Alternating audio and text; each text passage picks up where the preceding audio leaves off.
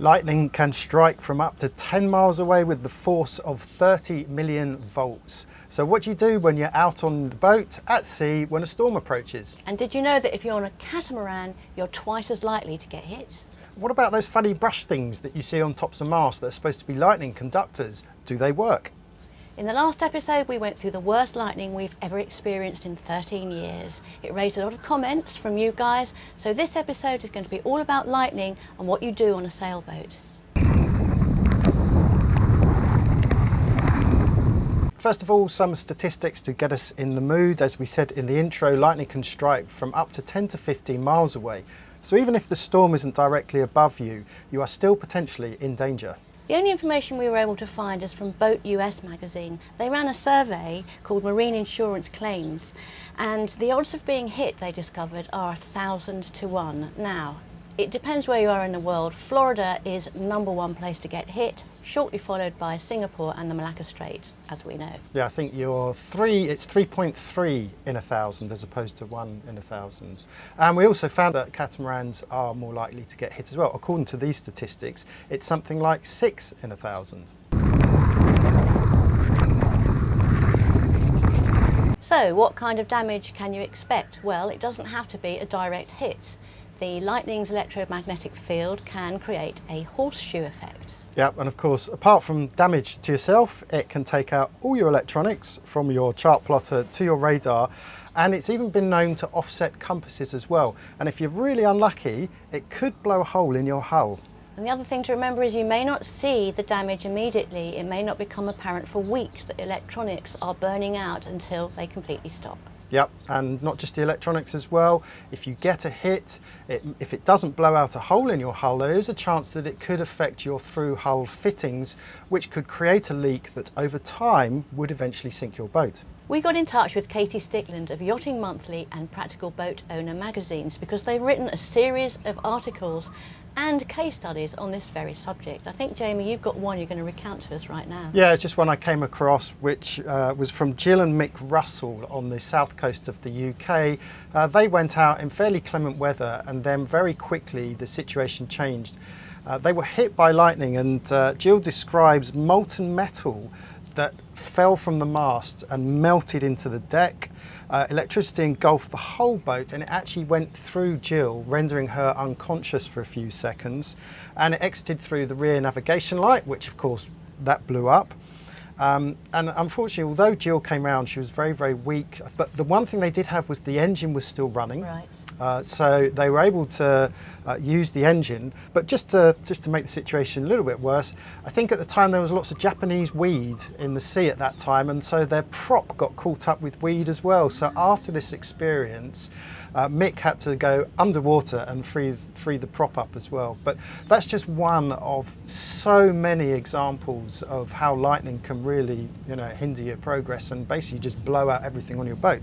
In another case study published in Yachting World magazine, skipper Daniel Wise recounts the story of Mystery, a 112-foot swan that was hit outside of Saint-Tropez, and the list of damage is quite exhaustive. It completely trashed their B&G system, it killed their navigation equipment, their throttle control system, their VHF, their SSB, sat phone battery chargers, inverters, electric winches, bow thruster, and the list goes on.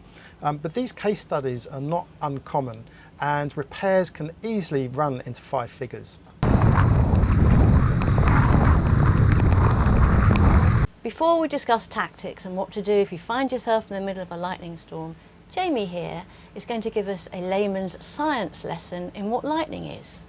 I will attempt it. I'm no scientist, but as I understand it, ice molecules develop in the clouds, and they move around and bump into each other, and this of course creates electrical charge. So you get positively charged protons developing in the top of the cloud and negatively charged electrons forming at the bottom of the cloud. Opposites attract, and so they create an electrical charge underneath the gap between the cloud and the sea, and that then concentrates around anything sticking up out the sea, like your mast. So is it a bit like a battery? Yeah, it's like when your battery terminal arcs, when you don't have a big enough gap between those terminals.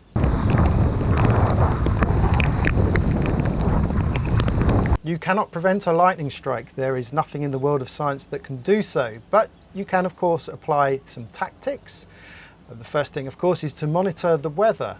If you're in port, of course you have the advantage of the internet, but even if you're out at sea, you can monitor the weather through your sat phone and maybe even VHF or SSB radio. Also, if you have internet connection, there are quite a few good apps out there. There are lightning strike apps and there are live weather radar apps as well. So as long as you have internet connectivity, you can keep an eye on those. And the other thing, before you leave port, or at least whilst you're underway, make sure your handheld devices like your phones and your VHF devices are all fully charged. The other thing to remember is to look for anvil clouds. They signify that you're going to get lightning, so try and steer clear of them. But the problem is that because of the weather systems doing this and this, so the natural weather wind might be taking you this way, but in the atmosphere, the winds change in the upper atmosphere. So you have clouds doing this, and it's very difficult to predict in which way those anvils are going to appear. Of course, radar can help. Yeah, radar is a very good way of monitoring storm systems. Now, you may have heard of the expression, when thunder roars, go indoors. Well, that's all very well. If you're in port, you choose not to go out. If you are caught out at sea, one way of working out how far away a storm is to count the rumbles of thunder. Just count and divide by 5, and that will give you a rough estimate of how far away it is. And I think you can hear thunder for something like up to 25 miles away. Wind and visibility can change in seconds, so be prepared. We saw this in our latest episode. And make sure you make a note of your position on the paper chart and in your logbook. Just in case your electronic items go down, you're going to need that paper chart as backup. As the lightning approaches, you need to find an area that's safe on the boat. There's something called a cone of protection, which comes out from the top of the mast, rather like a witch's hat, and all that area underneath that witch's hat, you are protected. Provided, of course, it is properly grounded. Yes. You also want to stay away from electrical sockets. We have heard stories of instruments like this in the cockpit blowing out along the horizontal. It can be dangerous, and of course when lightning strikes it can jump from a metal object to a body, so just stay away from any metal objects as well. Lower any antennas on deck, lower your fishing rods or any outriggers that you might have. Disconnect all electrical appliances, and don't forget the Faraday cage effect, which I'm sure you're all aware of, where you put your handheld objects in your oven. Just don't forget to take them out before you do your next cooking. Don't use the VHF, wear gloves and remove all jewellery. One thing that we haven't mentioned, but we did mention earlier in our case study, was to keep the engine running. This is something that we've always done in lightning storms. Be interested to know what the general consensus is on this, whether it's actually potentially more hazardous to keep it on. But of course, if you do get struck, there's every chance it's going to blow out all your electrics on your engine as well, including your starter motor. So as a rule, we tend to keep ours on. And finally, listen out for that thunder. You need to wait at least 30 minutes until the last clap of thunder, and then you know you're clear.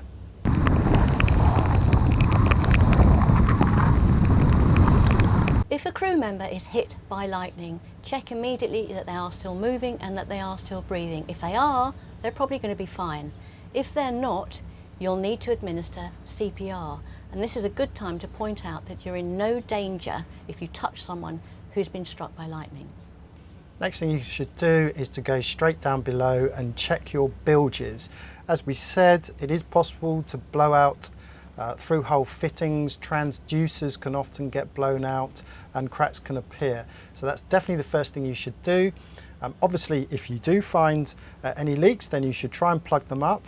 And at this point, you should use your VHF, preferably your handheld, to call out for an emergency. And if your VHFs are down, then obviously you can use your flares as well.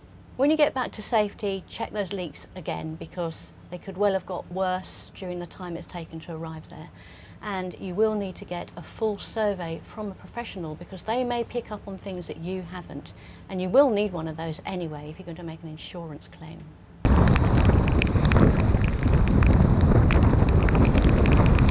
In all case studies, the masthead equipment was destroyed. So by having a lightning protection system, the idea is to take that strike path to a ground.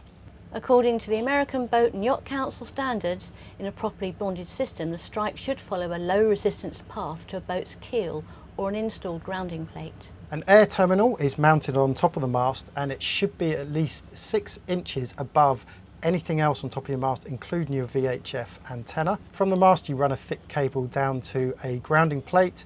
Ideal grounding plates should be long and thin with grooves because lightning dissipates across the edges. Your grounding plate should be mounted as close to the surface of the water as possible, and it's been recommended that multiple terminals and multiple ground plates should be used if you can. So an ideal ground would be a lead keel, but providing it's not encapsulated, you can also use your prop strut, and if you have a metal rudder you can use that as a ground plate as well. However, you need to be careful about sharp edges on your grounding path because lightning might not travel around corners and could travel straight down. So the best place for your grounding plate is directly underneath the mast. So what are those little chimney sweep things you see on the top of people's masts? They're called LDs, or lightning dissipators. The theory is that the many strands dissipate the strike. There is no evidence that this works. And then there are ESEs, early streamer emissions, which are torpedo-shaped rods with circuitry that attract the lightning better than normal rods to ensure lightning stripes a grounding path. But again, there is no scientific proof that these work. And then finally you have SPDs, which are surge protection devices, or TVSSs, transient voltage surge suppressors, which are installed to protect your critical electronics. And these are basically semiconductors installed across the voltage terminals to each device to prevent voltage spikes. The idea being that these surge protection devices will blow out before your electronics will. Armed with all this knowledge and knowing how best to fit out your boat, will you ever be ready to sail into a lightning storm?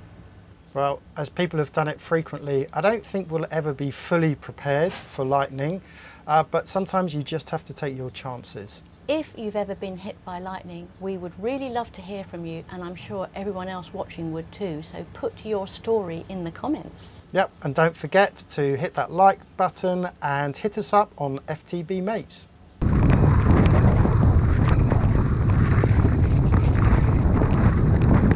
So this video is all about what lightning is and how you deal with it on a boat. Sorry, I just can't think. I haven't got my brain. We have just, and I have forgotten what I was going to say. Yeah, so the only stats we could find are from Boat Magazine from the US. No, Boat US Magazine. Oh, Boat US Magazine. Boat US Magazine. Yep. Boat US Magazine. That's what it's called, Boat US Magazine. Yep. Okay. US Boats Magazine. No. Boat US Magazine. Boat US Magazine. Okay. So the only information we were able to find is from Boat US Magazine. We got in touch with Katie Stickland. We got in touch with Katie Stickland. What is wrong? It's not going to help if you're going to keep doing that. Okay. We got in touch with Katie Stickland. Going to run out of battery soon. We got in touch with Katie Stickland of Yachting Monthly and Practical Boat Owner magazines, and shoulders up. Yep. We got in touch with Katie Stickland of Yachting World. No. We got in touch with Katie Stickland of Yachting Magazine and Practical Boat Owner. No, not Yachting Magazine. Yachting Monthly. Oh yeah. We got in. Twat. We're going to recount one.